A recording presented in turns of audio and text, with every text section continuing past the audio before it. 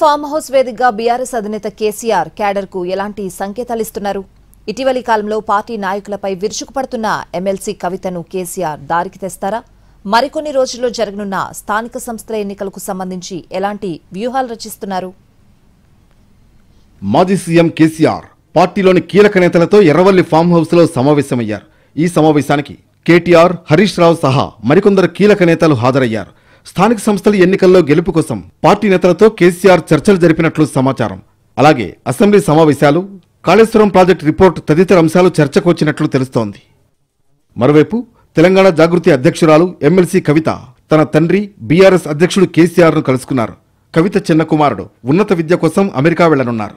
ఈ పరిస్థితుల్లో అతనికి తన తల్లిదండ్రుల ఆశీర్వాదం ఇప్పించేందుకు కవిత అత్తింటి వారితో కలిసి ఫామ్ హౌస్ కు వెళ్లారు. ఆదివారం తెల్లవారుజామున తన కుమారుడితో కలిసి కవిత అమెరికాకు బయలుదేరి వెళ్లనున్నారు.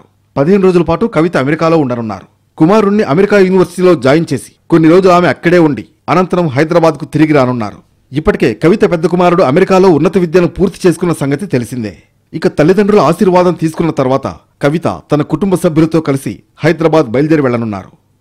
బీఆర్ఎస్ పార్టీ స్థాపించి 25 ఏళ్లు పూర్తయిన సందర్భంగా ఏప్రిల్లో వరంగల్ వేదికగా భారీ బహిరంగ సభ నిర్వహించారు. ఈ సభ అనంతరం ఆ పార్టీ చీఫ్ కేసీఆర్ కు ఆయన కుమార్తె కవిత లేఖ రాయడం, ఆ లేఖ ఇటీవల బహిర్గతం కావడంతో అధికార కాంగ్రెస్, ప్రతిపక్ష బీజేపీ పార్టీలకు ఆయుధం దొరికినట్లయింది. అంతేకాకుండా బీఆర్ఎస్ పార్టీలో లుకలుకలు ఈ లేఖ ద్వారా బహిర్గతమైనట్లయింది. దీంతో కవితతో కేసీఆర్, కేటీఆర్లు అంటీ ముట్టనట్లుగా వ్యవహరిస్తున్నారనే ప్రచారం సైతం సాగుతోంది.